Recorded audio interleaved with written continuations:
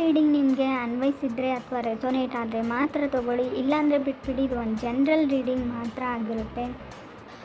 First card 7 of pentacles ಬಂದಿದೆ.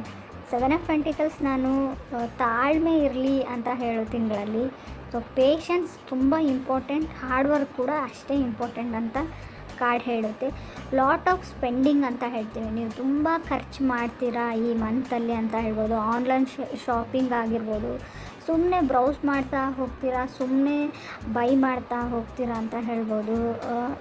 ನಿಮ್ಮ ಹತ್ರ ದುಡ್ಡಿಲ್ಲ ಅಂದರೆ ನಿಮ್ಮ ಎಲ್ಡರ್ ಸಿಸ್ಟರ್ಸ್, ಬ್ರದರ್, ಸಿಬ್ಲಿಂಗ್ಸ್ ನಿಮಗೆ ಸಪೋರ್ಟ್ ಮಾಡ್ಬೋದು ಹಣಕಾಸಿನ ವಿಚಾರದಲ್ಲಿ ಅಂತ ಕೂಡ ಚಾರ್ಟ್ ಹೇಳ್ತಾ ಇದೆ. But card second card page of cups ಬಂದಿದೆ. ಯಾರು ನಿಮ್ಮನ್ನು ಇಷ್ಟಪಡ್ತಾರೆ ಅಂತ ಹೇಳ್ಬೋದು. ನೀವು ಇತ್ತೀಚೆಗೆ ನೋಟಿಸ್ ಮಾಡ್ತಾ ಇದ್ದೀರಾ ಅಂತ ಹೇಳ್ಬೋದು. ಯಾರೋ ನನ್ನನ್ನು ಗಮನಿಸ್ತಾ ಇದ್ದಾರೆ, ನನ್ನ ಕಡೆ ನೋಡ್ತಾ ಇರ್ತಾರೆ, ಸ್ಮೈಲ್ ಮಾಡ್ತಾ ಇರ್ತಾರೆ ಅಂತ ನಿಮಗೂ ಅನ್ನಿಸ್ಬೋದು ಅಂತ ಹೇಳುತ್ತೆ. ಈ ತಿಂಗಳು ಇದು ನನ್ನ ಟೈಮ್ ಅಂತ ತಿಂಗಳು ಮೈ ಟೈಮ್ ಅಂತ ಅನ್ನಿಸ್ಬೋದು ನಿಮಗೆ. ನಾನು ಮಾಡಬಲ್ಲೆ, ನಾನು ಮಾಡ್ಬೋದು, ನಾನು ಮಾಡ್ತೀನಿ, ಐ ವಿಲ್, ಐ ಕ್ಯಾನ್ ಅಂತ ಕೂಡ ನಿಮ್ಗೆ ಅನಿಸುತ್ತೆ ಈ ತಿಂಗಳು ಅಂತ ಹೇಳುತ್ತೆ. ಗೋಯಿಂಗ್ ಬ್ಯಾಕ್ ಟು ಸ್ಕೂಲ್ ಅಂತ ಹೇಳುತ್ತೆ. ನಿಮ್ಮ ಕ್ಲಾಸಸ್ ಅಥವಾ ಕಾಲೇಜಸ್, ಸ್ಕೂಲ್, ಎನಿಥಿಂಗ್ ಸ್ಟಾರ್ಟ್ ಆಗಿದೆ ಅಂತ ಹೇಳುತ್ತೆ. ಆಲ್ರೆಡಿ ಹೋಗ್ತಾ ಇದ್ದೀರಾ ಅಂತ ಹೇಳ್ಬೋದು. ಕೆಲವ್ರಿಗೆ ನಾನು ಎಸ್ಟೇಟ್ ಬಿಸ್ನೆಸ್ ಮಾಡೋರಿಗೆ ಹೈ ಟೈಮ್ ಅಂತ ಹೇಳ್ತೀವಿ ನಾವು. ಸೈಟ್ನ ಸೇಲ್ ಮಾಡೋದು, ಬೈ ಮಾಡೋದು, ಆ ಥರ ಕೆಲಸಗಳಿಗೆ ತುಂಬ ಚೆನ್ನಾಗಿದೆ ಅಂತ ಹೇಳ್ಬೋದು. ಬ್ಯುಸಿ ಇರ್ತೀರಾ, ಏನಂತಾರೆ, ತುಂಬ ಬ್ಯುಸಿ ಶೆಡ್ಯೂಲ್ ಆಗ್ಬೋದು, ನಿಮಗೆ ಹೆಡೇಕ್ ಥರ ಆಗ್ಬೋದು, ತುಂಬ ಬ್ಯುಸಿಯಾಗಿರ್ತೀರ ಅಂತ ಹೇಳ್ಬೋದು. ಆರೋಗ್ಯ ಕೂಡ ಚೆನ್ನಾಗಿರುತ್ತೆ. ಕೆಲವ್ರಿಗೆ ರೀಸೆಂಟ್ಲಿ ಸಫೋಕೇಟೆಡ್ ಫೀಲ್ ಆಗಿರ್ಬೋದು. ನಾರ್ಮಲಿ ಈ ಕೋವಿಡ್ ಬಂದಮೇಲೆ, ಕರೋನಾ ಬಂದಮೇಲೆ ಎಲ್ರಿಗೂ ಆ ಥರ ಫೀಲ್ ಆಗುತ್ತೆ.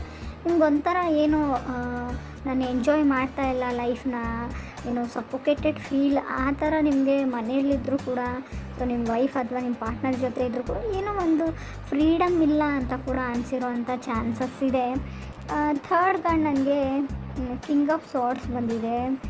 ಕೆಲವರಿಗೆ ಕೆಲವೊಂದು ಐಡಿಯಾಸ್ ಬರುವಂಥ ಚಾನ್ಸಸ್ ಇದೆ, ಸಮಥಿಂಗ್ ಐಡಿಯಾ ಬರುವಂಥ ಚಾನ್ಸಸ್ ಇದೆ.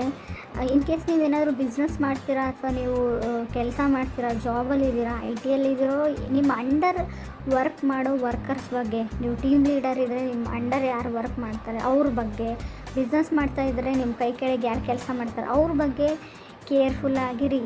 ಸೊ ಯಾಕಂದರೆ ಅವರು ನಿಮ್ಮ ಹೆಸರನ್ನ ಹಾಳು ಮಾಡುವಂಥ ಚಾನ್ಸಸ್ ಇದೆ. ನಿಮ್ಮ ಬಗ್ಗೆ ಗಾಸಿಪ್ ಮಾಡ್ಬೋದು, ನಿಮ್ಮ ಬಗ್ಗೆ ಕೆಟ್ಟದಾಗಿ ಹೇಳ್ಬೋದು, ಅಥವಾ ನಿಮ್ಮ ಹತ್ರ ದುಡ್ಡು ತೊಗೊಂಡ್ಬಿಟ್ಟು ಅವ್ರು ಕೆಲಸ ಮಾಡದೇ ಇರ್ಬೋದು ಅಂತಲೂ ಕಾರ್ಡ್ ಹೇಳ್ತಾ ಇದೆ. ಎಲ್ರಿಗೂ ಅಲ್ಲ, ಬಟ್ ಪದೇ ಪದೇ ನಿಮ್ಮ ಮೈಂಡನ್ನ ಚೇಂಜ್ ಮಾಡೋದನ್ನು ಸ್ಟಾಪ್ ಮಾಡಿ ಅಂತ ಹೇಳ್ತಾ ಇದೆ. ಗೊತ್ತಿಲ್ಲ, ಕಾರ್ಡ್ಸ್ ಮಾತ್ರ ಕ್ಲಿಯರಾಗಿ ಹೇಳ್ತಾ ಇದೆ. ಇವಾಗೊಂದು ಡಿಸೈಡ್ ಮಾಡಿ ನೆಕ್ಸ್ಟ್ 2 ನಿಮಿಷ ಆದಮೇಲೆ ಮತ್ತೆ ನಿಮ್ಮ ಮೈಂಡನ್ನ ಚೇಂಜ್ ಮಾಡ್ಕೊಳ್ತೀರಾ ಅಂತ ಕೂಡ ಕಾರ್ಡ್ನೇ ಹೇಳ್ತಾ ಇದೆ ರಾಶಿಯವರಿಗೆ. ಏನೇ ಮಾಡಿ ಕಾನ್ಸ್ಟೆಂಟಾಗಿ ಡಿಸೈಡ್ ಮಾಡಿ, ಮುಂಚೆನೇ ಎಲ್ಲ ಆಗು ಹೋಗುಗಳ ಬಗ್ಗೆ ತಿಳ್ಕೊಂಡ್ಬಿಟ್ಟು ಡಿಸೈಡ್ ಮಾಡಿ ಅಂತ ಕೂಡ ಕಾರ್ಡೇ ಹೇಳ್ತಾ ಇದೆ. ಕೆಲವ್ರಿಗೆ ನಾನು ಬೇರೆಯವ್ರಿಗೆ ವ್ಯಾಲ್ಯೂ ಮಾಡೋದನ್ನು ಕಲೀರಿ ಅಂತ ಕೂಡ ಕಾರ್ಡ್ ಹೇಳ್ತಾ ಇದೆ. ನಿಮ್ಮ ಪೇರೆಂಟ್ಸ್ ಆಗಿರ್ಬೋದು, ನಿಮ್ಮ ಫ್ರೆಂಡ್ಸ್ ಆಗಿರ್ಬೋದು, ಸೊ ನೀವು ಅಷ್ಟೊಂದು ವ್ಯಾಲ್ಯೂ ಮಾಡ್ತಾಯಿಲ್ಲ ಅಂತ ಕೂಡ ಕಾರ್ಡ್ ಹೇಳ್ತಾ ಇದೆ. ಅಥವಾ ನಿಮಗೆ ಯಾರೂ ವ್ಯಾಲ್ಯೂ ಕೊಡ್ತಾಯಿಲ್ಲ, ಗೌರವ ಕೊಡ್ತಾಯಿಲ್ಲ ಅಂತ ನಿಮಗೆ ಅನಿಸೋಂಥ ಚಾನ್ಸಸ್ ಕೂಡ ಇದೆ. ಲಾಸ್ಟ್ ಕಾರ್ಡ್ ನನಗೆ 7 ಆಫ್ ಕಪ್ಸ್ ಬಂದಿದೆ. ನಾನು ಮುಂಚೆನೇ ಹೇಳಿದ್ದೀನಿ, ತುಂಬ ದುಡ್ಡನ್ನ ಖರ್ಚು ಮಾಡ್ತೀರಲ್ಲಿ ನೀವು, ತುಂಬ ಸ್ಪೆಂಡಿಂಗ್ ಮಾಡ್ತೀರಾ, ಶಾಪಿಂಗ್ ಅಂತೀರಾ ಅಂತ. ಇಲ್ಲೂ ಕೂಡ 7 ಆಫ್ ಕಪ್ಸ್ ಶಾಪಿಂಗ್ ತೋರಿಸ್ತಾ ಇದೆ, ಚಾಯ್ಸಸ್ ಅಂತ ಹೇಳ್ತಾ ಇದೆ. ತುಂಬ ಇಲ್ಯೂಷನಲ್ಲಿ ಮತ್ತು ಕನ್ಫ್ಯೂಷನಲ್ಲಿ ನೀವು ಇರ್ತೀರಾ, ಬಟ್ ಎಲ್ಲನೂ ಎಂಜಾಯ್ ಮಾಡ್ತೀರಾ ಅಂತ ಹೇಳ್ತಾ ಇದೆ. ಈ ಮಂತ್ನ ನೀವು ತುಂಬ ಚೆನ್ನಾಗಿ ಎಂಜಾಯ್ ಮಾಡ್ತೀರಾ ಅಂತ ಕಾಣಿಸೇ ಹೇಳ್ತಾ ಇದೆ.